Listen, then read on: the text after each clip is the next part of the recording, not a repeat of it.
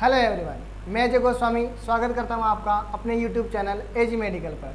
तो आज से हम थर्ड ईयर की एक नई सब्जेक्ट को पढ़ने जा रहे हैं जिसका नाम है पीडियाट्रिक्स। ठीक है, तो आज की अपनी जो फर्स्ट वीडियो है क्लास फर्स्ट है, जिसके अंदर हम अपने नए सेटअप के साथ जो है इस सब्जेक्ट को डिटेल में पढ़ेंगे। तो आइए, आज अपना टॉपिक है इंट्रोडक्शन ऑफ पीडियाट्रिक्स। आज का अपना टॉपिक क्या है? Introduction of paediatrics, first class है। तो चलिए देखते हैं कि पीडियाट्रिक्स होती क्या है। तो सबसे पहले बात करें इसके इंट्रोडक्शन की, तो पीडियाट्रिक्स क्या है? तो the word paediatrics derived from Greek word. जो अपना पीडियाट्रिक्स जो वर्ड है ये अपने ग्रीक लैंग्वेज से लिया गया है। तो ग्रीक के 3 वर्ड है यहाँ पे। पहला वर्ड है अपना पीडिया, दूसरा है अपना ट्रिक और थर्ड इज इक्स। ठीक है, तो ग्रीक के 3 वर्ड है जिससे अपना पीडियाट्रिक्स वर्ड मिलकर बना हुआ है। तो पहला वर्ड अपना पीडिया, अगर इसके मीनिंग की बात करें तो पीडिया मीन्स होता है चाइल्ड। ठीक है, ग्रीक के वर्ड में जो पीडिया है उसका मीन अगर इंग्लिश में हम ट्रांसलेट करते हैं उसका मतलब क्या होता है? चाइल्ड होता है। सेकंड अपना वर्ड है ट्रिक। ट्रिक का मतलब होता है ट्रीटमेंट। ठीक है, और थर्ड वर्ड है अपना इक्स। इसका मतलब होता है ब्रांच ऑफ मेडिकल साइंस। यानी पीडियाट्रिक्स क्या है कि मेडिकल साइंस की एक ऐसी ब्रांच है जिसके अंदर हम जो है चाइल्ड है उसका क्या करते हैं? ट्रीटमेंट करते हैं। उसके अंदर कोई भी डिजीज़ है, कोई भी डिसऑर्डर्स है, तो ठीक है, उनको जो क्योर करेंगे, उनका जो ट्रीटमेंट करेंगे वो अपन किसके अंदर करेंगे? पीडियाट्रिक्स के अंदर करेंगे। तो ये तो हो गए इसके वर्ड्स की मीनिंग की बात। अब नेक्स्ट हम बात करते हैं इसके डेफिनेशन की। सबसे पहले हम बात करेंगे पीडियाट्रिक्स के डेफिनेशन की, फिर उसके बाद में हम बात करेंगे नर्सिंग पीडियाट्रिक्स के बारे में। तो देखते हैं पीडियाट्रिक्स की डेफिनेशन। तो यहाँ पे 2 डेफिनेशन अपने पास। पहला है अपना paediatric is a branch of medical science. Paediatric क्या है? एक मेडिकल साइंस की ब्रांच है। ठीक है, क्योंकि इसके नाम से भी मैं अभी पढ़ा था हमने कि इसका मतलब क्या होता है? ब्रांच ऑफ मेडिकल साइंस होती है। ठीक है, तो पीडियाट्रिक्स क्या है? एक ब्रांच है किसकी? मेडिकल साइंस की। That deals with the treatment and illness.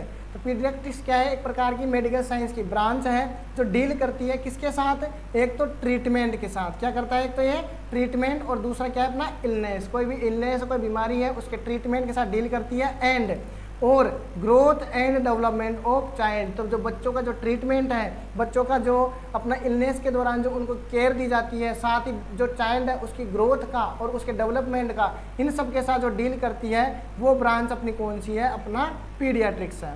ठीक है, नेक्स्ट हम बात करते हैं तो अपने first definition.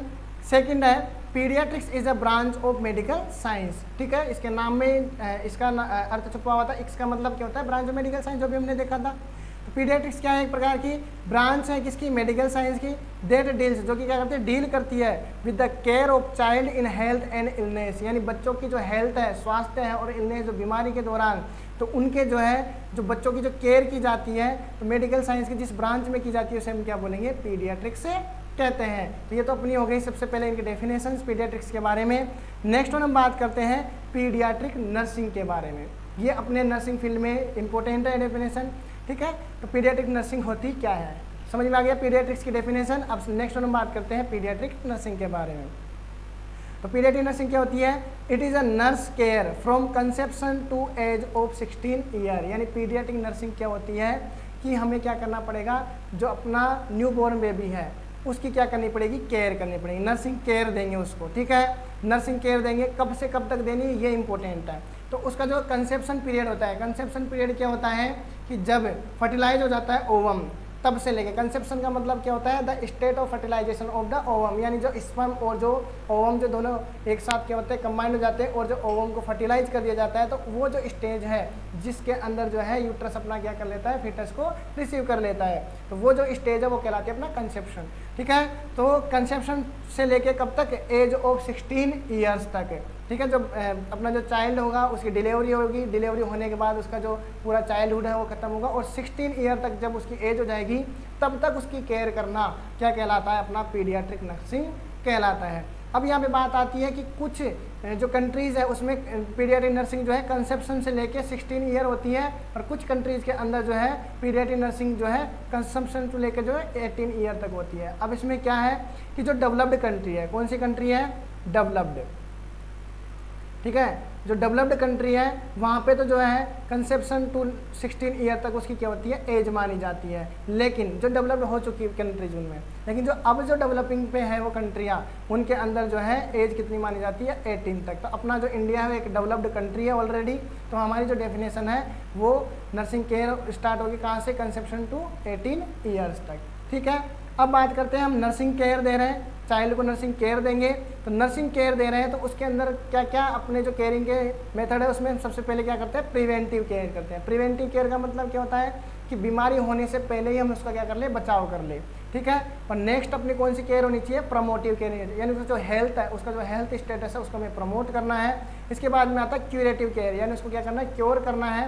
And rehabilitation care, rehabilitation का मतलब क्या होता है, अगर वो किसी डिजीज की किसी स्टेज पे पहुंच चुका है तो उसको वापस से नॉर्मल कंडीशन में लेके आना, ये कहलाता है रिहेबिलेशन। ठीक है, तो जो पीडियाट्रिक नर्सिंग है ये प्रिवेंटिव केयर को इंक्लूड करती है, प्रमोटिव केयर को इंक्लूड करती है, क्यूरेटिव केयर को इंक्लूड करती है और साथ ही साथ रिहेबिलेटिव केयर को इंक्लूड करती है। यानी कि चाइल्ड की ओवरऑल जो सारी जो केयर है वो अपने पीडियाट्रिक नर्सिंग में की जाती है। ठीक है, तो ये तो बात होगी पीडियाट्रिक नर्सिंग के बारे में। अब बात करते हैं कि अपने जो पीडियाट्रिक नर्सिंग है, ये जो पीडियाट्रिक नर्सिंग है इसके फादर कौन है, किसने इसको दिया, तो सबसे पहले जो अपना पीडियाट्रिक नर्सिंग है वो उसके फादर कौन है, अब्राहम जैकोबी। ठीक है, अगर आपको यहाँ पे स्पेलिंग नहीं दिख रही हो तो मैं लिख देता हूँ यहाँ पे, अब्राहम जैकोबी। ठीक है, ये अपने फादर ऑफ पीडियाट्रिक्स माने जाते हैं। इनका जो सबसे ज़्यादा क्या था, रोल था अपने नर्सिंग पीडियाट्रिक नर्सिंग के अंदर। अब अपना जो नेक्स्ट टॉपिक आता है इंपॉर्टेंट है कि पीडियाट्रिक स्टेज क्या है, ये जो पीडियाट्रिक्स के अंदर जो एज ऑफ चाइल्ड है उसकी क्या क्या है। तो अपने अंदर जो ह्यूमंस है उसके अंदर हम बात करें तो जो पीडियाट्रिक जो स्टेज है वो कितनी होती है, 2 लाइफ होती है। पहला होता है इंट्रा यूटेराइन लाइफ और सेकंड अपना एक्स्ट्रा यूटेराइन लाइफ।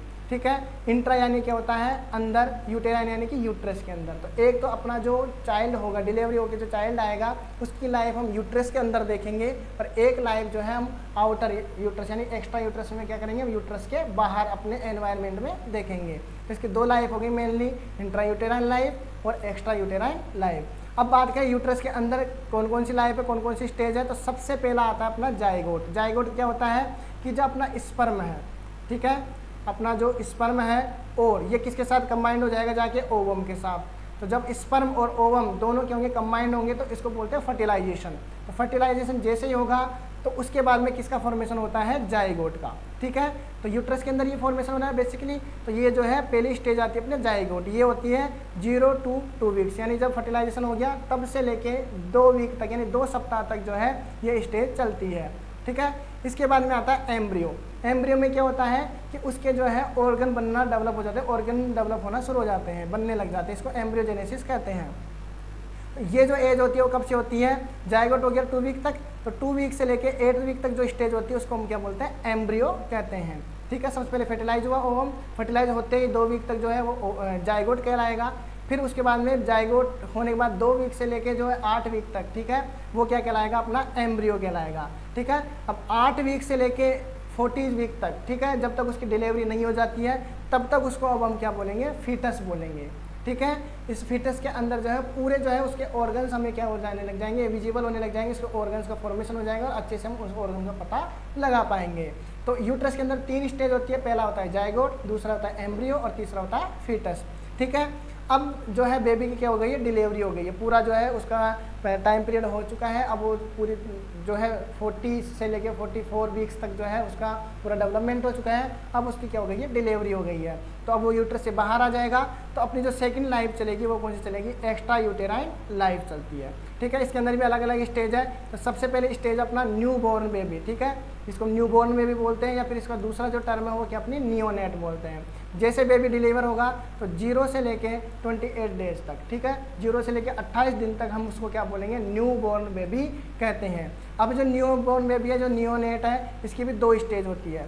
पहली होती है अपना अर्ली नियोनेट, पहला कौन सा होगा, अर्ली नियोनेट। ठीक है, 0 से लेके जो उसके 7 दिन तक जो बेबी होगा उसको हम क्या बोलेंगे, अर्ली नियोनेट, 0 से 7 डेज तक। फिर उसके बाद में 7 डेज से लेके 28 डेज तक का जो बेबी होगा उसको क्या बोलेंगे, लेट नियोनेट। ठीक है, तो नियोनेट के अंदर भी 2 स्टेज हो गई, अर्ली नियोनेट और लेट नियोनेट। अर्ली के अंदर क्या होगा, 0 to 7 डेज, और लेट के अंदर क्या होगा, 7 to 28 डेज, उसको हम क्या बोलेंगे, न्यूबॉर्न बेबी या नियोनेट बोल देते हैं। ठीक है, अब इसके बाद में नेक्स्ट स्टेज आती है अपना इन्फेंट।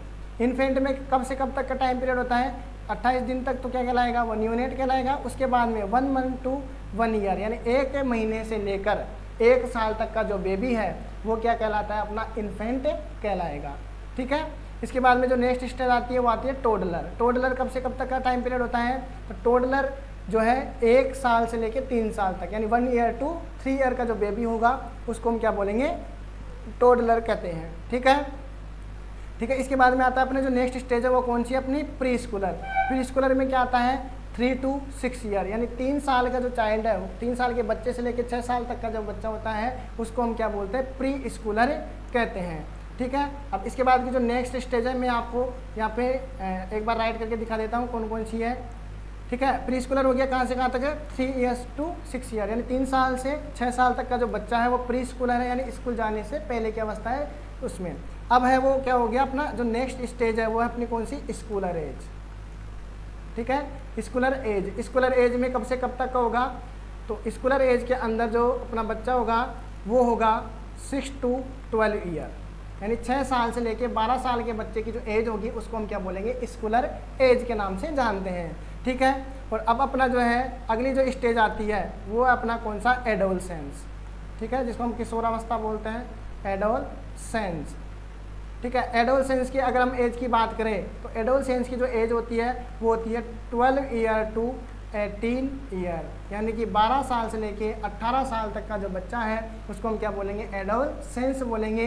यहाँ तक का जो हम केयर करेंगे वो कहलाती है अपनी पीडियाट्रिक्स नर्सिंग यानी कंसेप्शन से लेके यानी जहाँ से फर्टिलाइज हुआ था ओवम वहाँ से लेके जब वो पूरी तरह एडोलसेंस स्टेज में चला जाता है वहाँ तक की जो केयर की जाती है उसको बोलते हैं हम पीडियाट्रिक्स नर्सिंग, जिसके अंदर हम उसके अलग अलग स्टेज देखी। सबसे पहले जब ओवम फर्टिलाइज होगा तो उसको हम क्या बोलते हैं, जाइगोट। ठीक है। उसके बाद में जो है उसकी नेक्स्ट स्टेज क्या आती है, एम्ब्रियो आता है। फिर उसके बाद फीटस का लेता है वो रूप। ठीक है। उसके बाद में जो बेबी डिलीवर हो जाएगा फिर वो नियोनेट कहलाएगा। फिर उसके बाद में जो है वो इन्फेंट कहलाएगा, फिर टोडलर होगा, फिर प्री स्कूलर एज आएगी, फिर स्कूलर एज आएगी, फिर उसके बाद में आएगा एडोलसेंस एज आएगी। तो यहाँ तक की जो केयर की जाती है जिसके अंदर हम सारी केयर इंक्लूड करते हैं। सबसे पहले प्रिवेंटिव केयर, दूसरी उसके अंदर हम कौन सी करते हैं, प्रमोटिव केयर यूज करते हैं, फिर क्यूरेटिव केयर और इसके अंदर रिहेबिलिटिव जो केयर यूज करते हैं। पीडियाट्रिक नर्सिंग में सारी केयर इंक्लूड होती है। अब नेक्स्ट वीडियो में हम बात करने वाले हैं कि जो चाइल्ड है उसके क्या क्या कैरेक्टरिस्टिक्स होते हैं, जो न्यूबॉर्न बेबी होगा उसके क्या क्या कैरेक्टरिस्टिक्स होंगे, उसके बारे में हम डिटेल में स्टडी करेंगे।